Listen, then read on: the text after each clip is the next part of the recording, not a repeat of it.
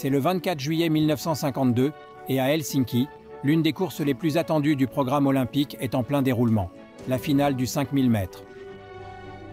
Tout le monde se demande si le Tchécoslovaque Emil Zatopek, âgé de presque 30 ans et considéré depuis plusieurs années comme le meilleur coureur du monde, pourra résister à la pression de ses concurrents. Ses contemporains, l'Allemand Schad, le Français Mimoun et le Belge Reif, sont en excellente forme. Mais il y a aussi les Britanniques Piri et Chataway, qui ont presque 10 ans de moins, ainsi que le coureur soviétique de 26 ans, Anoufriev. La concurrence est énorme et les journalistes ont déjà surnommé cette finale la course du siècle. C'est une bataille de nerfs et de tactique. Au moment où la cloche annonce le départ du dernier tour, Zatopek s'apprête à démarrer. Il veut décider maintenant. Cependant, dès qu'il relâche un peu, 3 adversaires le dépassent immédiatement. Chataway, Schad et Mimoun. À 2 mètres de l'arrivée, il semble que la domination de Zatopek s'achèvera dans quelques secondes.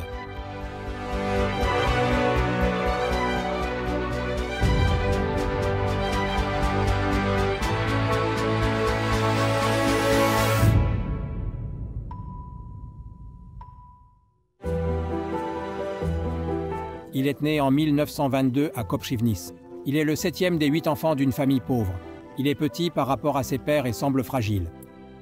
À l'âge de 16 ans, il rejoint les usines Bata à Zlín et étudie à l'école du travail de Bata, connue pour son régime strict.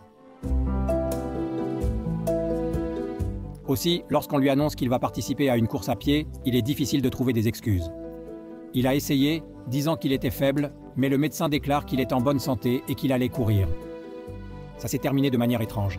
Non seulement il n'a pas abandonné la course, mais il a commencé à y prendre goût. Il voulait gagner. Il n'a pas réussi à gagner.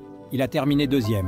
Mais c'était tout de même un succès sensationnel, et il a réalisé qu'il avait peut-être trouvé quelque chose dans lequel lui, toujours un peu négligé et sous-estimé, pourrait enfin exceller. Il a commencé à s'entraîner, d'abord avec le coureur Jan Alusa, qui lui a donné des conseils précieux au début, puis il a toujours continué seul. Il s'imposait des charges d'entraînement terrifiantes pour l'époque, se torturait avec des séances d'entraînement par intervalles, alternant des phases lentes et rapides. Il ne courait pas avec facilité, légèreté ou grâce. Non, c'était tout le contraire. On voyait dans chacun de ses mouvements, dans chacune de ses grimaces, combien il souffrait. C'est peut-être la raison de son immense popularité dans le monde. Cet homme démontrait simplement à tous que le chemin de la victoire ne s'ouvre pas par le talent seul, mais seulement par la volonté et le travail. Il progresse rapidement. En 1944, à l'âge de 22 ans, il bat les premiers records tchécoslovaques. 1 an plus tard, il devient champion national pour la première fois et en l'an 46, il fait ses débuts au championnat d'Europe à Oslo. Il a terminé 5e de la course à 5 km, battant son propre record tchécoslovaque de 25 secondes.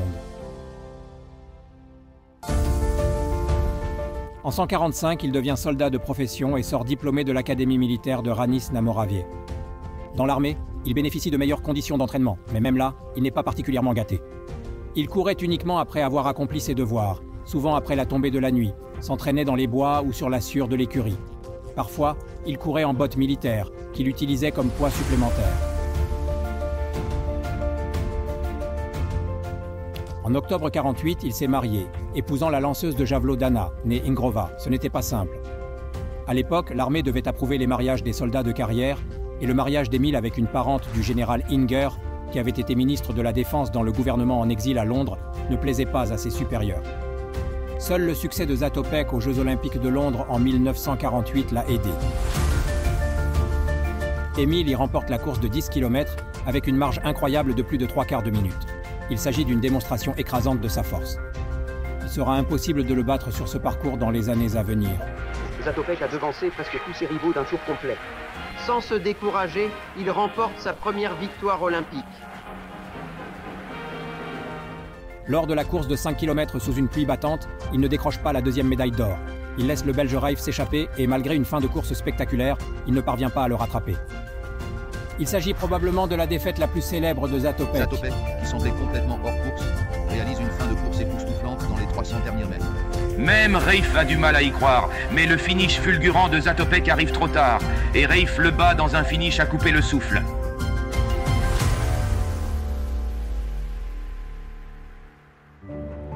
Au cours des 4 années qui nous séparent des prochains Jeux Olympiques d'Helsinki, Emil Zatopek est en train de devenir une star mondiale. Des foules de 10 000 personnes l'acclament lors des courses et il va de victoire en victoire. Il bat des records du monde et ramène 2 médailles d'or des championnats d'Europe de Bruxelles. Ici, il se vengera de sa défaite contre Ralph de Londres. 3 fois, en 1949, 51 et 52, les journalistes du monde entier l'élisent de meilleur athlète de la planète. Pourtant, il manque de peu de se rendre aux Jeux Olympiques d'Helsinki. Les autorités communistes refusent à Stanislav Ljungwirth, futur recordman du monde du 1500 mètres, de concourir pour des raisons politiques. Et Zatopek déclare qu'il n'ira pas non plus sans lui. Personne ne le prend au sérieux, jusqu'à ce qu'il laisse s'envoler l'avion de la première partie de notre expédition. Dans le second, Ljungwirth et lui sont tous deux assis.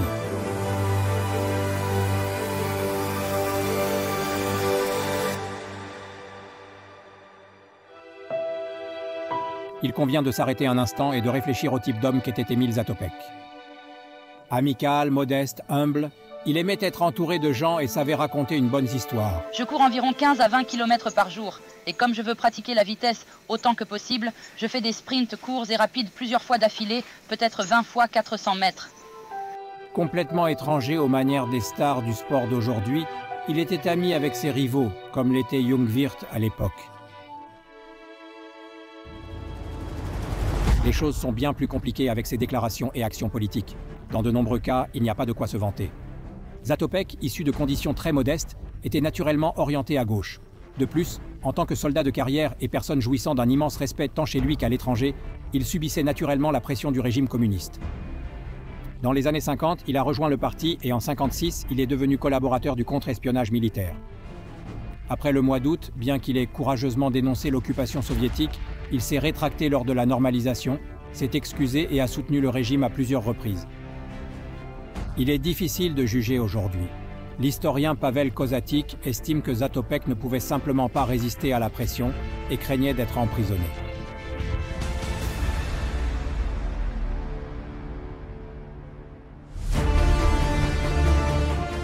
Mais nous sommes bien plus avancés que cela. Nous sommes maintenant aux Jeux Olympiques d'Helsinki et Zatopek remporte à nouveau haut la main la course des 10 km. Il arrive dans la dernière ligne droite, 30, 20 mètres. Emile est à l'arrivée.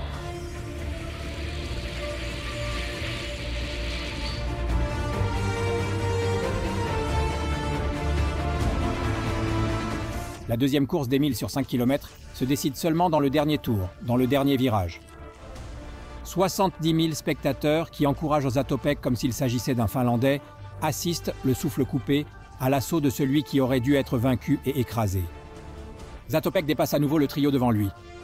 Chetevey chute, Shade n'y arrive plus, et seul Alain Mimoun, le Français surnommé Shadow of the Cove, termine à moins d'une seconde de l'arrivée. Emil Zatopek remporte une nouvelle médaille d'or devant une foule enthousiaste. Il a une montée de 4 mètres, 5 mètres. Le deuxième Mimoun, Zatopek gagne la course à 5 km. Le deuxième est le Français Mimoun, le troisième Allemand Shade. C'était une course magnifique.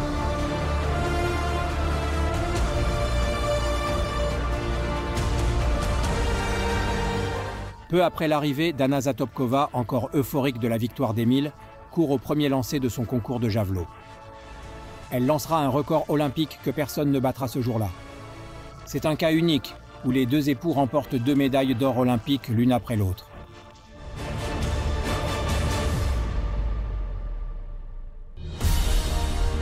Cela semble incroyable, mais même aujourd'hui, les Zatopek n'ont pas dit leur dernier mot à Helsinki. Emile s'est inscrit à une 3e course, le marathon. Il ne l'avait jamais couru auparavant et beaucoup ont secoué la tête en signe d'audace. Gagner les 3 courses d'endurance aux Jeux Olympiques? Impossible, disaient-ils. Mais pour Emil Zatopek, surnommé la locomotive tchèque, rien n'était impossible en cette semaine miraculeuse d'Helsinki. Dès la mi-course, il était en tête avec le Suédois Jansson. À la fin de la course, il courait seul, ne se battant qu'avec le parcours, lui-même et ses doutes.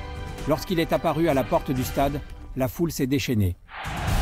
Et maintenant, le matin du marathon vers le stade olympique d'Helsinki, le premier numéro de départ est le 93e. Représentant tchécoslovaque Emil Zatopek, l'enthousiasme du public de 75 000 personnes est originaire de la... Emil Zatopek s'est imposé avec 2 minutes et demie d'avance sur l'Argentin Gorno. Et comme il le faisait lui-même, il est entré modestement et discrètement dans la légende du sport mondial.